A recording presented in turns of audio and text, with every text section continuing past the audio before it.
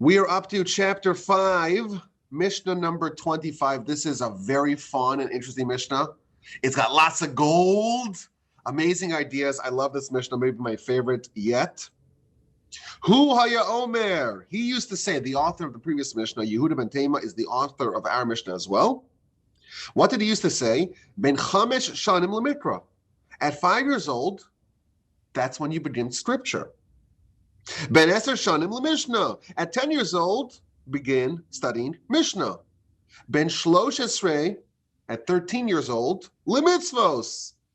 That's when you start observing the mitzvos. Ben chamesh esrei. At 15, legemara, to Talmud. Gemara and Talmud are synonymous. Gemara is the Aramaic word for Talmud. Talmud is Hebrew. Gemara is Aramaic. Because the Talmud was written in Aramaic, it's often called Gemara. Okay, so that's at 15.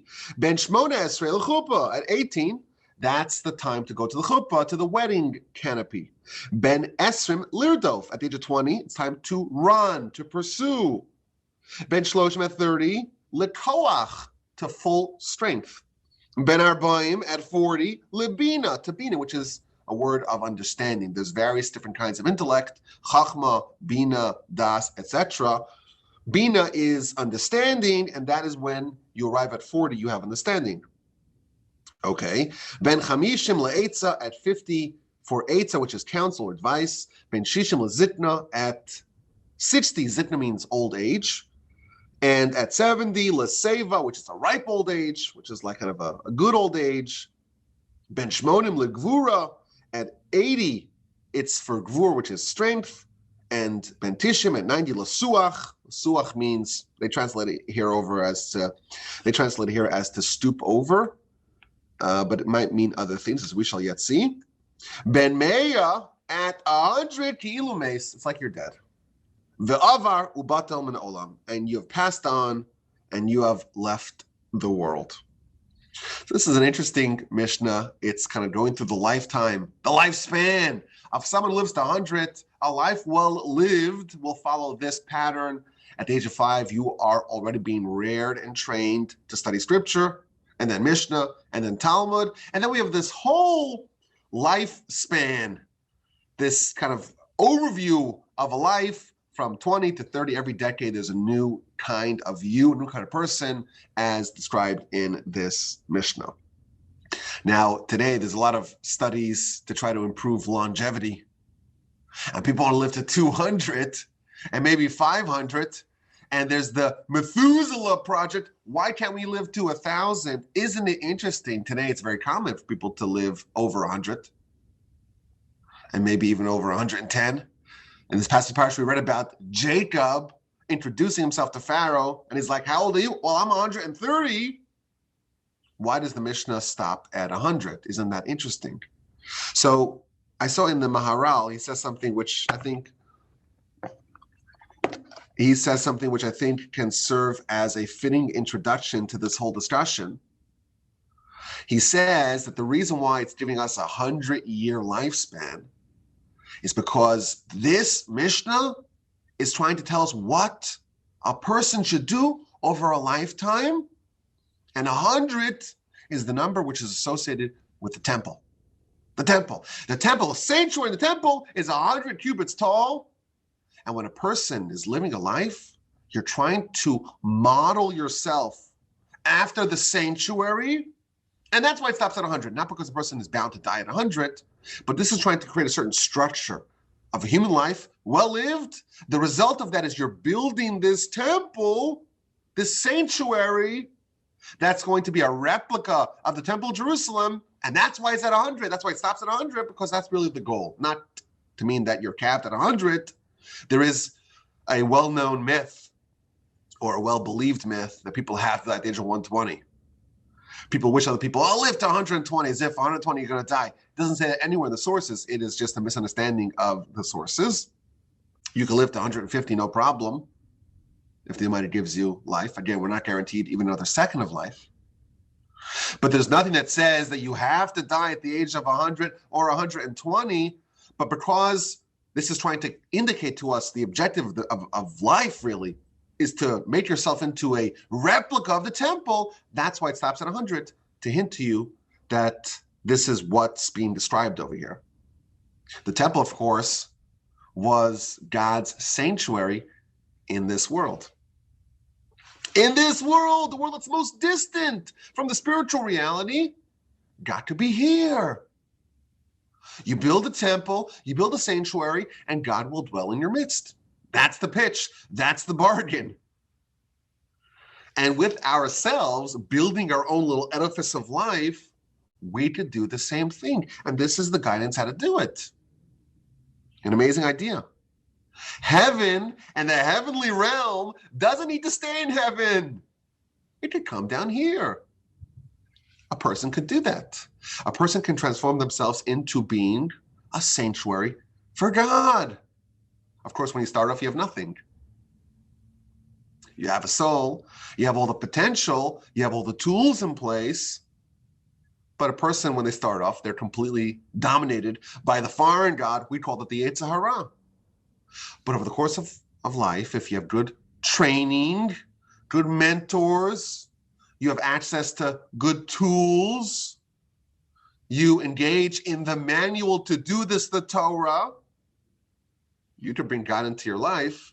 You could become a seat for God within you, like the temple. And that is the mission over the course of a person's 100 years here. Now you'll notice the author of this Mishnah is the same author of the previous Mishnah, which ends with a prayer. Yehi Ratzon, may be the will that the temple will be rebuilt speedily in our days. Accordingly, there's a nice continuity here.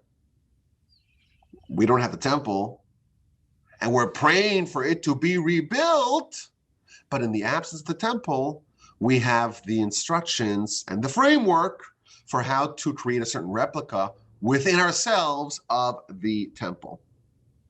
Now, the broad idea of this Mishnah is that people change. You start off as one thing, and there's development, there's transformation. Over the course of a lifetime, people change, and therefore you have to be aware of that. It's not just one block, one unit of life. There are different times, and there's development, and there's transformation. There's a certain progression here. And it's also interesting that we're not trying to accomplish everything on day one. Precocity is not really encouraged in this mission. Yeah, at the age of 5, you start. What about the kids who could study at age 3? It's not necessarily here being encouraged. We talk about the great savants and geniuses. Well, at the age of 12, they already knew X, Y, or Z. Here, it seems like to be much more measured and patient and following a certain sequence of timing. You start here, and then you move on to there, and then you progress slowly. You're playing the long game. And I think maybe this is one of the most important principles of parenting.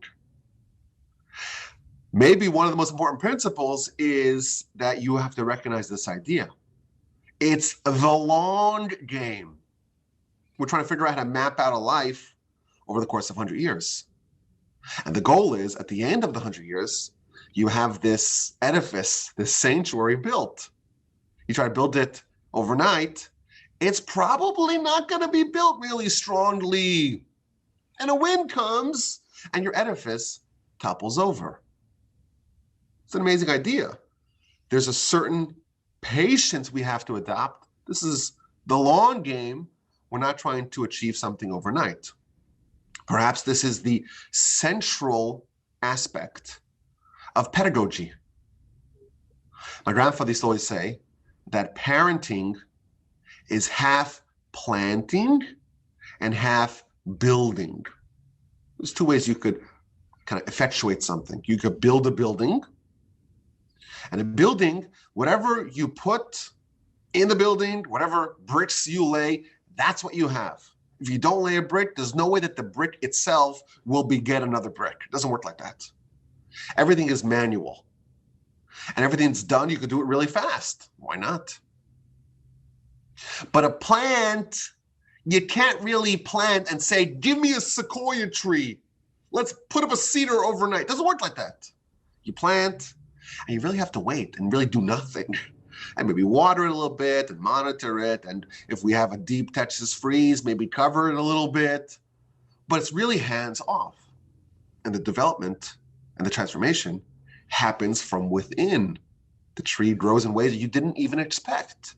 But provided that you provide, those guardrails and whatever it needs, the nourishment, the sunlight, the watering, etc., it itself will develop on its own. And the proper balance between the building, the things that you need to do, and the rigidity that you have to set in place, and then the planting, the ideas that you plant, and you don't expect to see any results for years. And everything's happening beneath the surface. And the transformation, the blooming, the blossoming only happens much, much, much later. The proper balance between those two, striking the balance, that is pedagogy. That is parenting. Kids are like plants. We're told in the Torah. Ha'adam eitz hasada. Man is a tree of the field. Now, what exactly that means? There's many different, of course, dimensions of interpretation. But certainly this idea that a person is like a tree, and just like a tree, you plant the seeds in the ground and you don't expect results for a long, long time. That is very much one of the ideas of that concept. Patience, timing, mapping out a lifetime over 100 years, that is central to human development. I remember reading this one line. It's such a clever line, and it's so memorable. Once I say it, you'll say, that was pretty clever, and then you too won't forget it. It was, there's an author and statistician named Nassim Nicholas Taleb. You may have heard of him. So he wrote this. I thought it was so clever. He's like, you can't make 9 women pregnant and produce a baby in 1 month. It doesn't work like that. It doesn't work like that. Some things you just need time. You need 9 months, and that's it. There's no way to short circuit the system. Here we're told that to build this sanctuary that we're trying to build, you really need a lifetime. And if you try to accomplish all at once, it's not really going to work. It's not really going to work. This is the long game. The children are like a tree that they have to develop on their own over time. Let it germinate, let it develop underground, wait, and be patient. My grandfather, blessed memory, who was a renowned pedagogue, he used to say that the most important quality of parenting is to not mess the kids up. And if you plant a seed in the ground, the number one goal is to just stay away and make sure if there are pests or rodents, you got to get rid of those, and you have to make sure it's positioned properly. But most of your job is just to not mess it up. It will happen on its own. That is parenting. That is education. Kids, naturally, they have a soul. They have such power within them. And we think that we could kind of make them into who we want to. We can mold them. That's not how it works.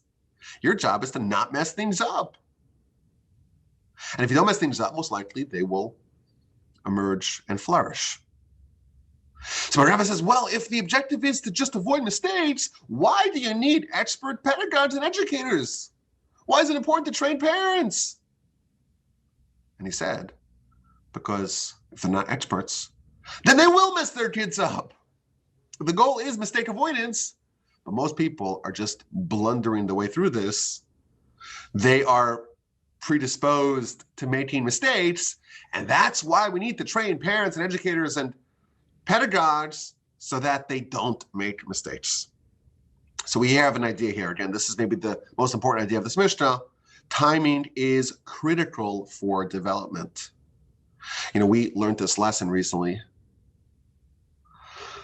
My daughter, she's now 2 years old, 2.5 really, and I thought she was ready to be toilet trained. I really thought she was ready to be toilet trained. So it was Thanksgiving weekend. So we're having a long weekend. Kids are not in school from Wednesday afternoon till Monday. Perfect amount of time. She's 2.5. She's ready. Now, I know a lot of people are thinking 2.5. Who lets their kid go to 2 before toilet training them? Well, us, the Wolbes. Sorry about that. So we tried, and it turns out she wasn't quite ready. So that's a mistaken timing. And a lot of parents pride themselves in saying, oh, I got my kid toilet trained, and they were 18 months. And I think that might be a mistake. If the kid's not ready for something and you push them towards doing something that they're not ready for, it's not going to work because you are tampering with a system that is a very complex and sensitive system. And when a kid is ready for something, you have to jump on it. And when they're not ready, you have to hold back because otherwise you may ruin the child. The Talmud says this clearly. Again, 2 points. Number one, if they're not ready for something, don't do it. But if they are, don't miss the moment. Overseeing the timing is maybe the most important job of the parent or the pedagogue. Knowing when they're ready for something and then pouncing, but not pouncing ahead of time. That's the sweet spot. So Talmud says, well, before the kid's ready to study, don't try to get them to be precocious and say, oh, let me teach them when they're 3 and they can't read and they don't have the mental capacity to do it, but let me do it anyhow. Big mistake. You may be ruining the child. But once they are ready, in the words of the Talmud, stuff them like an ox. You pound them. Once they're ready, you pound them. Don't just like always be, half measures. 0 to 100. They're not ready, they're not ready. When they're ready, give it all you got. Engorge them with learning, with Torah. Just absolutely make them replete with it. Stuff them like an ox, in the words of the Talmud. And that's the balance. Got to know when the timing is right. And sometimes you plant the seeds. And again, you are not expecting for results to be manifested for years and decades. The Talmud says something really scary. I'll tell it to you, and you'll say, there's no way the Talmud says that. And then you'll email me, rabbi@gmail.com, and I'll show you the source. Talmud says that when a child learns to speak, and they start saying, Abba, Baba, Mama, Dada, they start speaking. That is a critical juncture in the child's development. And at that time, the parent should start speaking to the child in Hebrew, in the language of the Torah, in the language of God, in the holy language. And what should the parent teach the child? And what should the parent teach the child? The Shema. And the verse in Deuteronomy, Torah tziva lanu Moshe, mora shaki las Yaakov. Torah was commanded us by Moshe. It is the heritage of the community of the congregation of Jacob. The idea that we had a prophet, Moshe, who gave us the Torah from God, and this is our heritage, that's an idea we want to implant in the child before they even know what they're talking about. We're playing with their fertile minds. We are brainwashing our children. We're indoctrinating them. And I'm using those words deliberately. I know they're very provocative. But everything we do to our children is brainwashing. Everything that I'm doing to you right now is brainwashing. Hello, I'm brainwashing you. I apologize. I'm cleaning it, scrubbing it, making sure it's nice and clean. Brainwashing it, making sure it's just supple and ready to absorb good ideas, cleaning all the bad ideas out there. That's a good thing. With a child, it's very critical that the right ideas get in and the wrong ideas stay out. Because again, the minds, especially of young children, are very, very impressionable. Very impressionable. And the ideas that are planted at the right spot, when there's a change, when there's a shift, those ideas are going to stick for life. And again, you might not see any results for a long time, but you're implanting those ideas. You're laying the groundwork of what this brain and what this child and what this soul, what this heart is going to live a life, what kind of life they're going to live. Now, the part of the Talmud that I say you won't believe me, Talmud says if you don't do this, it's like you're burying the child. And again, it's a very aggressive, very provocative statement, like burying the child. But the Talmud understands, the architects of the Talmud were the biggest experts of pedagogy and understanding human development. And they're teaching us a very powerful idea, and they're trying to get the message across. At this juncture in the development, it is such a critical juncture, because what you're going to do at this time is you're setting up the software. The base code for this person is being established now, and what you do will determine the life that this child is going to have. Now, there's an amazing insight from the Chassid Yavitz. Again, this is still the introduction of this Mishnah. Humans are much more than sophisticated animals. We're a class unto ourselves, in many, many ways, of course. But the idea that he highlights, I want to share with you. He says that animals are more static. You know, the animal being born and the abilities that it has very quickly after birth are really going to be the abilities that it has for the duration of its life. Humans, on the other hand, are born very undeveloped and very vulnerable. And there's this idea of social gestation, that humans really have two periods of gestation. They have in the womb gestation, and they have out of the womb gestation. And that's why kids can't really walk or crawl until they've been basically 9 months out of the womb, because that's really the full gestation. That's an idea that's been posited by some of the scientists who study these things. But there's a critical difference here between humans and animals. Animals are static. They start off very advanced relative to humans, but they kind of maintain that level, basically stay the same for their lifetimes. Humans start off with almost nothing, zero skills, but they're dynamic. They change rapidly, and they transform, and they are much more capable of learning much more than an animal can. And that's really what this Mishnah is trying to get at. That's the framework of this Mishnah.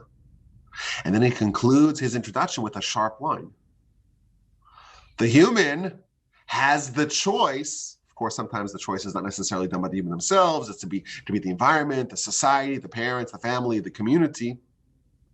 But humans can choose to be more static. And by that measure, the human is no better than the animal. Human has this tremendous ability to develop in the ways outlined. But if they don't, then really, how are they better than animals? Animals also don't develop. So that's the introductions I wanted to share with you before we begin this Mishnah. But an incredible idea. We're outlining in the first 5 years, and 5 to 10, and 10 to 15, and 15 to 20, then 20s and 30s and 40s, and all these different eras of decades in a person's life. So first of all, you'll notice that the growth and the change happens over decades. 20s, that's for pursuing, for changing, for chasing. And then the 30s, well, that's strength. And then the 40s, well, that's insight. And then the 50s, well, that's advice or counsel. So first of all, we're told in scripture that the average lifespan is about 70 years. And by the way, today, the average life expectancy globally is also about 70 years. If you think about it, if a decade is a unit of life, it does follow a certain pattern. We have 7 days of the week, and we have 7, so to speak, decades of the life. It is interesting that a decade is viewed by our Mishnah as a distinct unit, and you got really 7 of them. But there's a quote that I was reminded of when thinking about this Mishnah from Bill Gates. I know he's a controversial figure, but I like this quote. He used to say that most people overestimate what they can do in a year, but most people underestimate what they can do in a decade. And maybe that fits into this paradigm of our Mishnah. Every decade is an opportunity to transform yourself, and of course, by extension, to transform your life and to build a central building block in the edifice you're trying to build, in the model sanctuary you're trying to construct. And therefore, we're told 10 years, you have 10 years to do something radically transformative to yourself and to the world. And as you progress, your opportunities are open and are changed. I would imagine some opportunities are closed as well, and therefore you have to make sure you do the right thing in the right time. Now, it's interesting, if you look at just this Mishnah, we're told what you do in your 20s and 30s in decades, but the first 20 years are broken up into periods of 5 years. So 0 to 5, we're not told anything.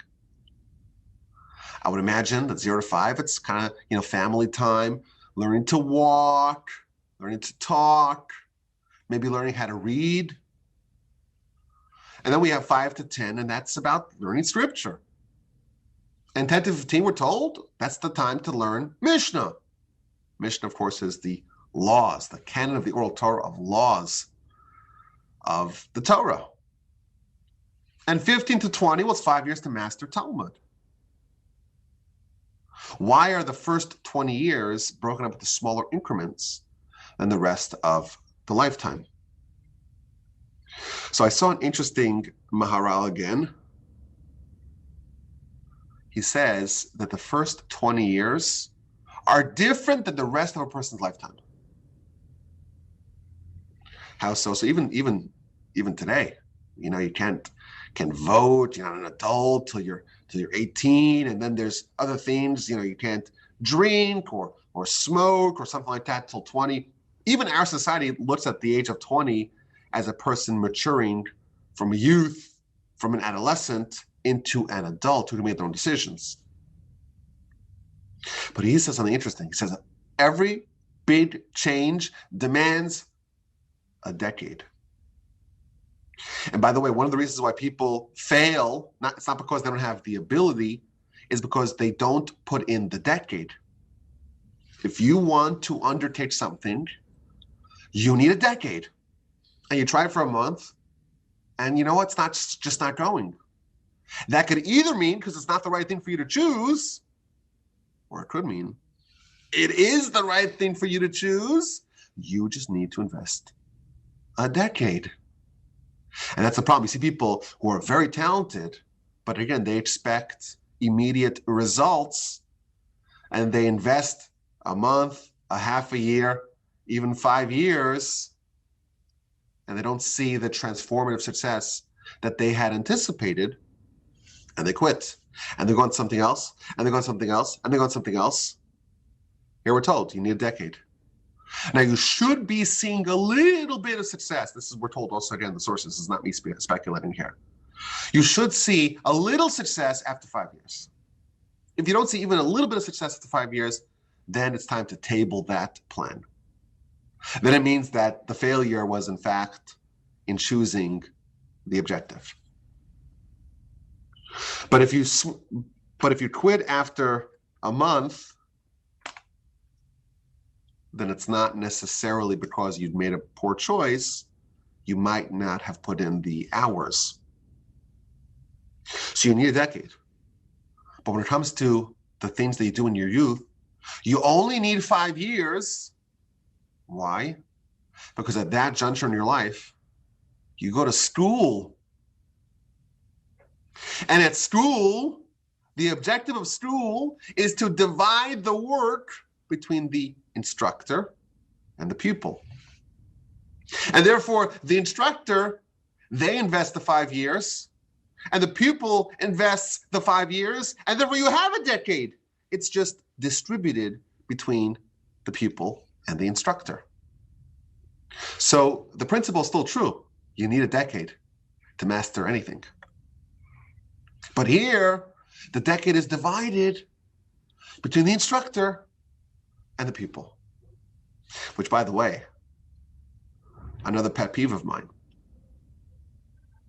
If you have someone who is lecturing and pontificating and bloviating from a lectern, and even if they develop nice ideas and they present these nice ideas in beautiful flowery terms, if they're doing 100% of the work, the pupils don't benefit. Here we're told that you do need to invest a decade, but because you're young, you only need to put in 50% of the work. The other 50% of the work we put in by the instructor. But that doesn't mean the instructor does 100% of the work. It means the instructor does 50 and the pupil does 50. If the instructor does 100%, the pupil has done 0 and the pupil won't retain anything. The proper way to instruct students, children, young people, is by giving them half the work and you being the instructor, doing the other half. And once they're 20, they're on their own, really. They're supposed to do all the work. They should have the necessary tools in place to do 100% of the work. But this is what education is. You do half the work as the instructor, and you demand half the work to be done by the students. You're training them to ride a bike. You're holding, you're guiding, you're correcting, but they have to work as well. And once they learn to ride, you let them flourish. Half by you, half by them. And the goal is that they should learn the skills needed, and they should have a little bit of the appreciation of the process. They should enjoy it. If you go through 20 years of education and you don't love learning, then your education will end and you will never do the decade of hard work on your own.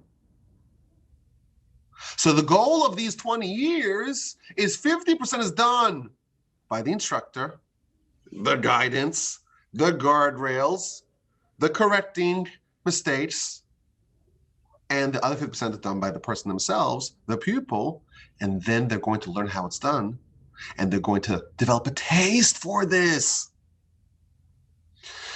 One of my biggest problems with the world is that we don't do education in this format. We have had nearly universal education, certainly in the developed countries, for about 100 years now. And we have an enormous population base relative to 500 years ago. So there's so many more people and so much more organized instruction. Where are all the titans? Where are all the giants? Where are they? You would imagine that we should have, 500 Edisons and Einsteins, because again, we have such a larger population base and so many more people to choose from and so much more education. The answer is that we're not doing it properly. The standardized education is not done properly. In general, standardized education kills the polymaths, but we're doing too much of the instruction. It's supposed to be 50-50. It's supposed to be kind of helping the pupil develop on their own. We're giving them crutches. And if a child learns to walk with crutches, they'll never walk properly, and they'll certainly never be able to run. They won't develop a love of learning, because the truly transformational accomplishments happen in decade 20 and 30 and 40 and 50. That's when it actually happens.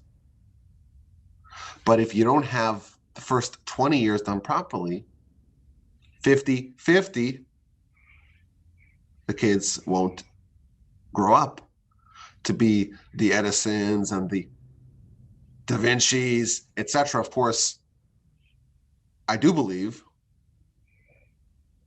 that in the yeshiva system, they do this a lot better. A lot better. Not perfect, but a lot better. So you are seeing a great flowering of scholarship in the Torah world, but as a critique of the universal education we have today, I think it is a really damning criticism that I think we're not doing it properly, and that is it's a real shame. I heard from a mentor of mine. He said that the objective of grade school, what's the objective of grade school? The number one most important thing is that the kids know how to read. It's really sad today that even though we do have universal education, a lot of kids actually don't know how to read. Most important thing, know how to read. And then a little bit of love of learning, just a little bit, a little bud that can be developed. And a little bit of understanding, this is in the context of the religious context, a little bit of an understanding of what we believe, a little framework of our faith. But again, the goal is to get them to experience a little bit of the hard work on their own and to not be turned off. I've finished my rant against standardized education. Let's actually get into this Mishnah.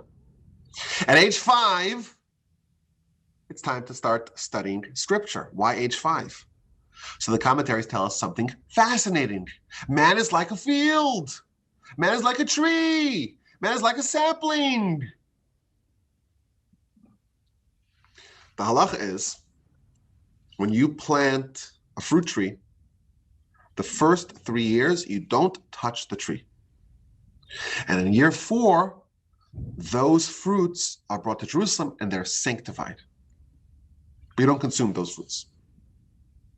And in year 5, the fruits are all yours to enjoy. And because man is like a tree of the field, that's why the first 5 years we do nothing. Once it's year 5, not to mean we do nothing, but we don't try to get any fruits out of this. It's all about let the tree grow. On year 5, that's when you start the real education. Now today, most yeshivos that follow the Torah don't actually do it the way it's described in this Mishnah. And it's a great mystery as to why things changed. But you will be happy to learn that there is a school, and there's lots of institutions that follow this school of thought. There is a school that says we're going to follow this Mishnah precisely. And this is known as the Zilberman method. You can actually Google it. There's a good Wikipedia article that I read about this. I know people that went to this kinds of school. And the Zilberman method says we're going to follow this Mishnah exactly the way it's telling us to. So from 5 to 10, they're not going to touch the Mishnah. It's all about scripture. And they're going to memorize scripture. Every kid's going to know all the scripture by heart. And then from 10 to 15, they're going to memorize all of Mishnah. And all the kids will know Mishnah by heart. In most yeshivos, at the age of 10, the kids are already studying Talmud. And they start Mishnah maybe at the age of 8, 7, much earlier. So it is interesting to note that this was actually changed. And it's a very difficult problem because we have the Mishnah. We're told what you're supposed to do. And in most communities, this advice is ignored. And it's a very problematic problem. And there's been some really capable and advanced world-class pedagogues that made these decisions. But I think the answer is that they're trying to engage at the highest level at the earliest point possible. And therefore, yes, you do need the baseline of scripture to know Mishnah, and you need to know Mishnah to know Talmud. And therefore, if you wanted to actually study all of it, all of Scripture and all of Mishnah and all of Talmud, this would be the best way to do it.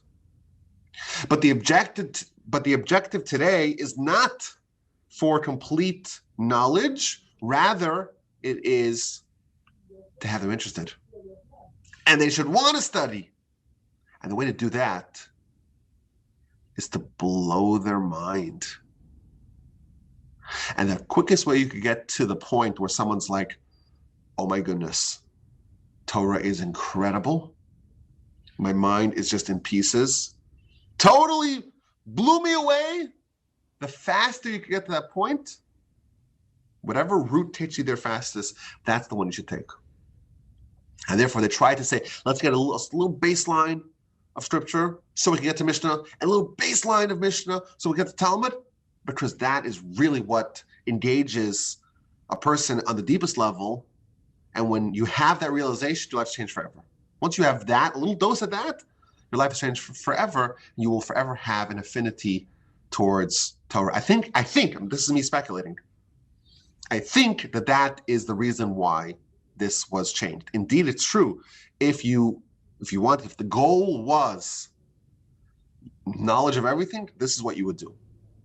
This makes more sense. This is what's described in the Mishnah. If you have a different problem, the problem is that people say, well, today they have their TikTok and they have their Snapchat and their Instagram. It's very, very hard for someone like that to be interested in reading Aramaic texts. It's just very hard. And therefore, you have a different set of challenges that you have today. And therefore, the objective is to get you, as soon as possible, to have that experience of the true pleasure of Torah, because that will change your life forever. That's my suspicion. But again, it violates, or at least it opposes, the outline of this Mishnah. Now, at age 10, you study Mishnah. Mishnah, again, is the laws. It's much easier than Talmud. You've spent 5 years mastering Scripture. Now it's time to move to Mishnah. You spent 5 years mastering Mishnah. It's time to move to Talmud.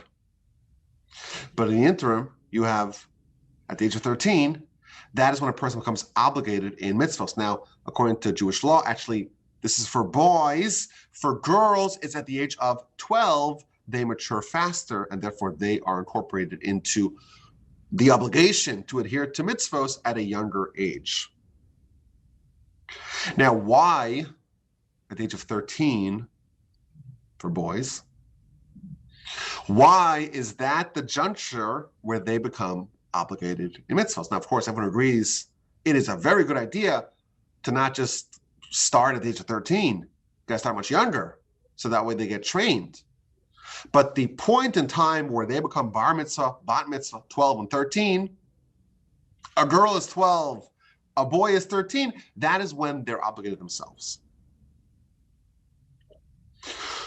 Why 13?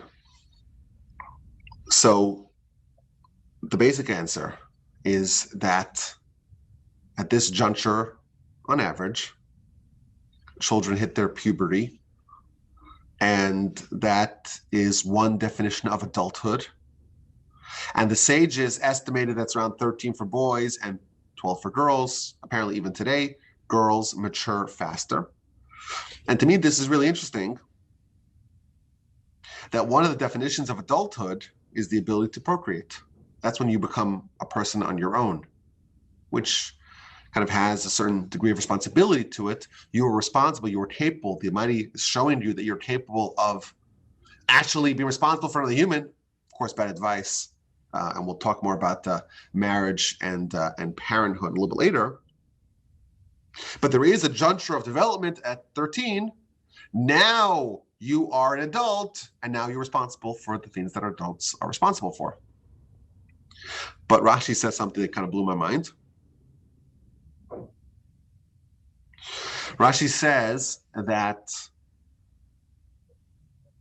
one of the sources that a boy becomes an adult, a man, at the age of 13, is from a verse in Scripture in Genesis chapter 34. Well, what happened in chapter 34 of Genesis? Jacob has 12 sons and 1 daughter. And his daughter, Dinah, is kidnapped and raped by this terrible guy named Shem. And 2 of Jacob's sons do a big ruse, get everyone to circumcise. We know the story. And when they're sick and they're bedridden, they come with swords and they slew an entire city. Who are those 2 sons? Shimon and Levi, the second and third sons of Jacob. If you look at that verse, it describes, this is chapter 34, verse 25. Vayikhu shnei bnei Yaakov, the 2 sons of Jacob took, who are these 2 sons? Shimon and Levi, achei Dinah, the brothers of Dinah. Ish harbo, every man took their sword. The verse describes these 2 boys as men. How old were they? Shimon was 14. Levi was 13. And therefore, we know the Torah defines Levi, a 13-year-old, as a man. And therefore, says Rashi, we have a source now that at the age of 13, that's when a boy becomes a man. So to me, I just found this so incredible that, first of all, Shimon and Levi defending their sister and destroying a whole city, they're teenagers. I couldn't believe that. These are teenagers. That's it, 13 and 14, little kids. But also, I think this is a nice definition of adulthood. Adulthood is like the chaos of teenagehood. There's a certain explosion of hormones, and there's going to be rebellion, and that's a child coming into their own. That's a child kind of developing themselves independently. Now, of course, teenagers, they've earned their stereotypes justly. They have earned it. There is merits behind all the things they say about teenagers, I've been told. But what this is revealing to us is that there are individual qualities of a child that are not necessarily manifested until they reach this point, and then a certain ferocity, a certain explosion of character is going to be developed, or is going to be exposed, and they may do some crazy things, but now you realize this is an independent human, not just a child. And of course, the hope is that those qualities will be honed, will be, you'll maybe scrape off some of the rough edges a little bit, sharpen it, channel it for its proper use. But to me, this is an amazing idea. At the age of 13, the child is acting crazy, potentially. And now they're acting as themselves, not just as a child. At the age of 15, it's time to teach them Talmud. Your brain is a sloshy little thing, which is the most advanced piece of technology, piece of matter in existence.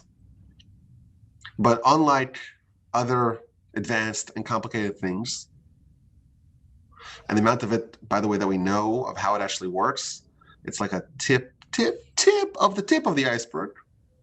The only thing they really know is that, this part of the brain lights up when they're thinking about X, Y, and Z, which is, again, the most unscientific way to actually figure out what's happening. To me, I think it's kind of ridiculous. Well, this part of the brain is flashing, as if that tells us really how it works. There is at least an argument to be said that the soul, the seat of the soul, is the brain. So we're talking about the most advanced thing in the entire universe, with the exception, of course, of God, right? God is the creator, but the holiest, most sublime thing is the human soul. Of creations, the soul is the highest thing, and at the seat of its human brain, and we're trying to figure out by how it's lighting up. Of course, it's just an exercise in futility. They say that someone, God forbid, loses senses, other parts of the brain start doing things to compensate. Like the complexity of the brain and the capacity of the brain is just incredible. But it starts off and it's very undeveloped. And you try to give a child talmud and it's just too advanced. And now as you mature, you're 15, you're starting to develop more abilities and you're capable of more sophistication. And then you spend 5 years and hopefully you've mastered Talmud. But again, the objective is to study it now your whole life. But at 18, well, then it's time to get married, or at least to enter into the wedding canopy. What's the source for this? So there's amazing Rashi here. Rashi says, it says the word Adam 18 times from the beginning of the Torah until marriage, when he meets Eve. And that's hinting that 18 years, that's the right time to get married. And the basic idea is, a man hits physical maturity around the age of 18 to 20. And once you hit maturity, it's time to seek completion. And if you're alone and you don't have someone to share your life with, well, you're not complete. Once you are kind of physically, individually, as one node, as one half of a full unit, well, then it's time to find the other half, find the other puzzle piece. Now, the Talmud actually says that 18 is the beginning of the period of spousal seeking, but the end, listen to this, by when are you expected to have found your spouse? Well, that comes at the age of 20. You have 2 years. The might gives you a 2-year window to find a spouse. And the commentaries actually say, you look at our Mishnah, it says 18, doesn't say 18 for marriage, it's 18 for wedding canopy, for the chuppah. The chuppah is the beginning part of the marriage process. In antiquity, the betrothal was done much earlier, and it was separate from the marriage. Betrothal at 18 and marriage at 20. I think one of the biggest mistakes that Western society has made is to delay marriages. Today, the problem is, even if someone today wants to get married at 18, you have to find a willing accomplice. And that's the problem. Because our society has made the notion of getting married at such a young age, it's totally anathema. And you look, the average age of people getting married over the last 100 years, it has gone up tremendously. And there's lots of problems with that. The longer someone lives as an individual, the harder it is for them to meld and to fuse into one with a different person. Here, it seems like, once someone is ready, just like we talked about the whole theme of the Mishnah, timing is everything, right? Once someone's ready, the longer you wait, the harder it is to accomplish the goal. Now, in addition, once people are physically mature, they are wired to seek mates. And they'll end up with mates before their marriage. And many perhaps even find multiple mates before their marriage. And that is going to reduce the likelihood of that marriage actually being harmonious and lasting. Another thing, and these are all my pet peeves, I feel like this Mishnah has all my pet peeves in one. Someone gets married when they're 30, 35, even later, they have a much shorter, much smaller window of fertility. And then you have, a shrinking population, and that's a terrible thing for many different reasons. So it's very hard to blame someone today for not getting married young, because what could you do if you're in a society that doesn't encourage that? It's really hard. And one of the big benefits of the Torah community is that these, young marriages are very much encouraged. And I think it provides a happier life. At age 20, it's time to chase. The groundwork of a lifetime is in place, for better or for worse. And now it's time to chase. What are you chasing? So the commentaries here say you're chasing something. What exactly it is, well, that's going to determine what kind of life you're going to live. There's the rat race, where you're chasing things that are really not going to help build your edifice, build your sanctuary. It could be, a mad dash for eternity. You could be saying, well, I want to really build. I want to build myself, build my community, build my family, transform the world, build the sanctuary. That could be what you're running for, or it could be something else. Depending on what kind of groundwork is laid, that's going to determine what kind of pursuit is undertaken. At the age of 30, you're at prime strength.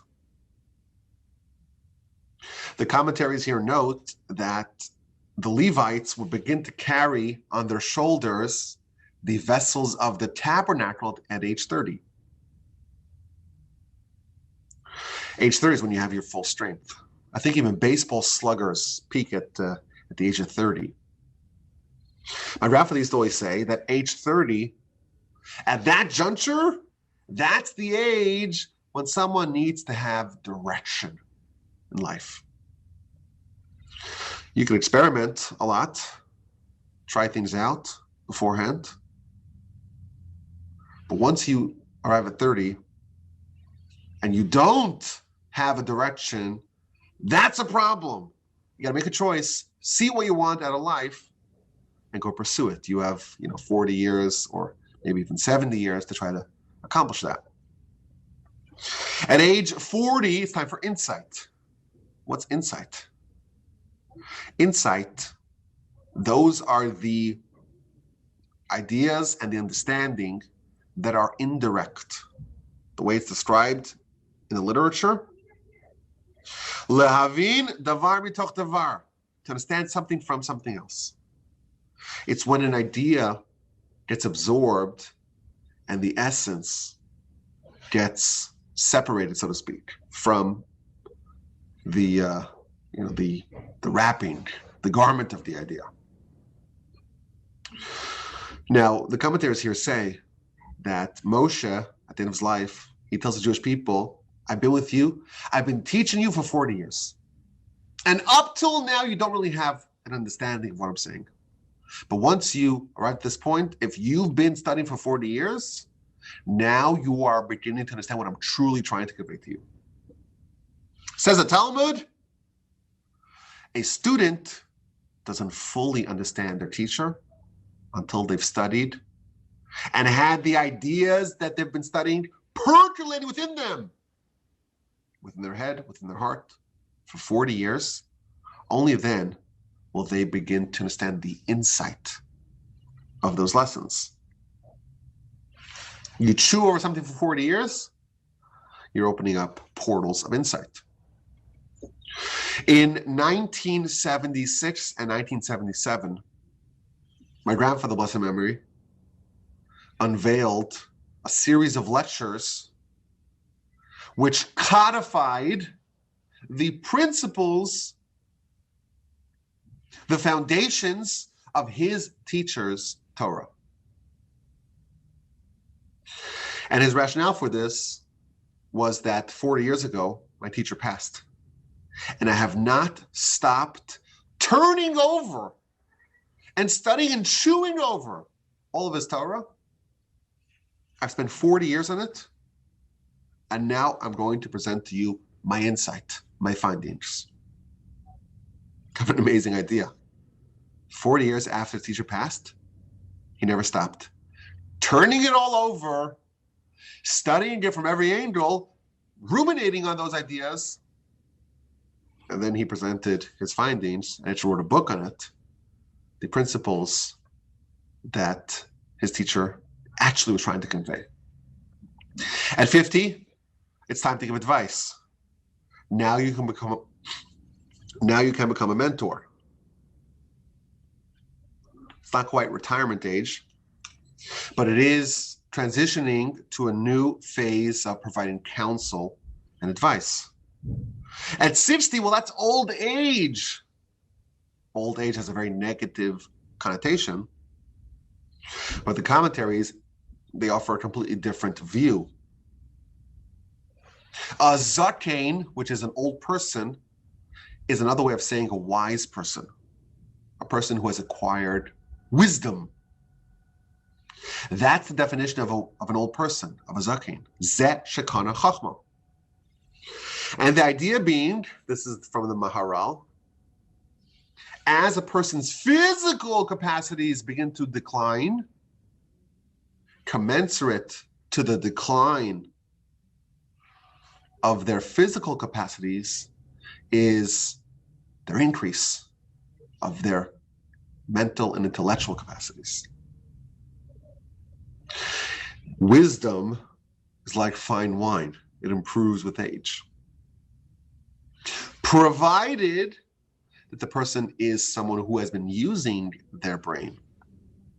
And this is the problem. If someone has not been using the brain, at the age of 60, they begin to decline in every way because their brain has not been honed and sharpened and developed, and therefore they just go crazy because physically they lose it and mentally they lose it as well.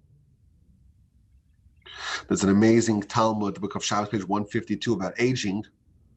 It talks about, for example, someone who's very promiscuous, they age prematurely. And then it says, a Torah scholar, as they age, they get more wisdom. Whereas an ignoramus, as they age, they get more foolish. So aging is not this one process. It depends on what the organ, the brain, the nuclear weapon, for peaceful purposes, in your brain, balancing on your shoulders. What that has been doing over the course of the first 60 years is going to determine what kind of old age are you going to get. Is it going to be the fine wine, the aging of the fine wine, where it gets more wisdom, or is it going to get more foolish? My grandfather, blessed memory, used to talk about the ridges that get formed with concerted thought. If you open up the brain, not that I've ever seen this, but I've been told, if you open up the brain of a thinking person, you do an autopsy of a brain of a thinking person, and you compare that to the brain of a non-thinking person, they look like completely different organs because the brain actually changes with use. So you have these muscles, if they have been used properly, and of course there's no better vehicle for that than the Torah, they're going to improve. At the age of 60, you're entering your prime. Whereas if you don't use it properly, they wither and get corrupted. I had a thought over the weekend. You have such a powerful organ. You got this nuclear weapon for peaceful purposes, or not, balancing on your shoulders, and most people are completely unaware of it, and they never actually get to experience what it's all about. So in my head, I thought, this is like, if you have a smartphone, most of you, I assume, have like an iPhone or an Android, and it's got Wikipedia on it, Google search, you can listen to Torah podcasts, you have like a lot, not all, but a lot of the world's wisdom is available at the click of a screen, and you can watch videos on it. And then you have a fool who says, you know what I have over here? Look at this. I could turn on the flashlight. What an amazing thing. I got a flashlight. And they buy a really expensive $1,000 phone, and they only use it as a flashlight. What a shame. They never see what it's capable of. They never take it for a spin. That's most people's experience with their brains. It's just a flashlight. They never take it for a spin. They never find out what it's all about. And then when they're 60, the brain gets even more foolish because that's what happens. Whereas the other people who've honed and developed this and used it properly, the brain is flourishing and entering its prime at the age of 60. At 70, it's time for seva, which means a good life. It's the average lifetime. It's the average lifespan. and people are satisfied. You meet people like this and they say, I've lived a good life. If I go home now, I'm kind of ready for it. You speak to young kids, they're not quite there. They're still running, pursuing. Older, as people get older, it's almost like a natural biological thing. They get ready to transition. At 80, that's when you have gevura, might. Why is there might at the age of 80? The truth is, it's a verse in scripture. Yemei shno seina behem shivim shana, person lives for 70 years. Ve'im bedvuros, if it's mighty, if you've exceeded, you have more strength than most, you live 80. And at 90, it is lasuach. So I mentioned earlier, lasuach is defined by the art school as stooped over. The word lasuach also means to converse. The verse tells us in scripture in Genesis chapter 24, Vayetze Yitzchak lasuach basada. Isaac went out to go converse in the field.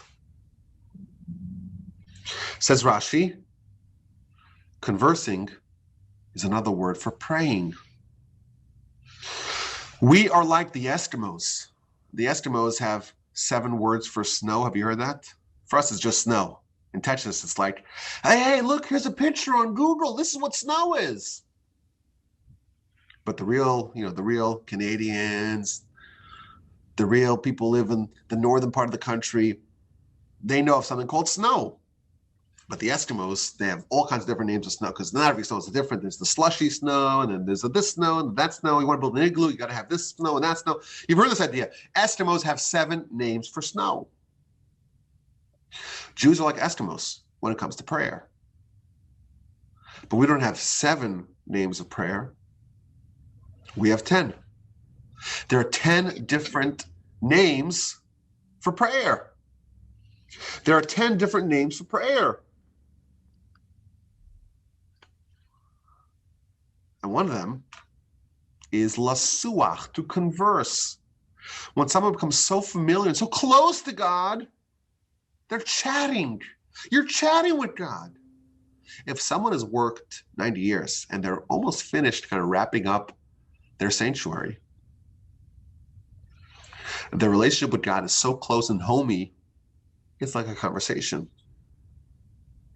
Now, Isaac in this story was 40 years old. This is when he meets Rebekah. He's 40 years old. Isaac is precocious. He is already someone at the age of 40 who is conversing with God in a chummy fashion. They're close, they're friendly, they have a relationship. It's like a bilateral relationship. You want to chat with someone. You don't chat with someone that you never met with, right? Someone you're not friendly with, you don't know them, you don't chat with them. But an old friend or a long-time colleague or coworker, someone that you know, your neighbor, you chat with. At the level of 90, a life well lived will result in someone having a very close and intimate relationship with God. And at the age of 100, so the Mishnah describes it, that's it, you're over, you're done. You're basically half dead. I think what this means is that at this time, you're dead, meaning you've accomplished what you need to accomplish. We think of death as being the end of life. The truth is, from our perspective, death is the beginning of life. This life here is just about building your life. But actually living your life is once your soul is removed from your body and you no longer have those inhibitions, those bodily distractions holding you back. Life is about to begin. You're dead, you're closing off the world, the universe of preparation, and you're about to begin the life of consumption. The world and its thrills don't titillate you anymore. You're on a spiritual journey. You are not seduced by the trivialities of life. You are ready to begin your true life. So this Mishnah is just incredible. You see why I like this? You see why I love this Mishnah? You see why it's so much gold here? Tremendous, tremendous Mishnah here. We are here for a purpose. We're trying to do something. We have 100 years, hopefully. We never know when our day is. We're not guaranteed even a second of life. Every breath is a miracle and a gift from God that demands that we thank him for it. But our objective, to the best of our ability, is to try to build something transformational, something which is almost a model of the temple. We have 100 years to do it. And the first 20 years, we're learning the tools and the skills, and we have mentors. And you don't want to push it. You have to understand the principle of timing. When the child's ready, you give it to them beforehand. You don't. And over the course of life, hopefully, we will actually build this incredible edifice. A life well lived is described in this Mishnah. I thank you for listening. My email address is rabbiwolbe@gmail.com. As you know, we talk about ethics. But we also have a mitzvah podcast and a parsha podcast and a Jewish history podcast that needs more love and a Torah 101 podcast and a This Jewish Life podcast. You just go to Apple Podcasts or Google Podcasts and search my last name, Wolbe, and you should have about 5 or 10 years of uninterrupted listening. But I hope to keep on producing more content. Give it a listen. Email address is rabbiwolbe@gmail.com.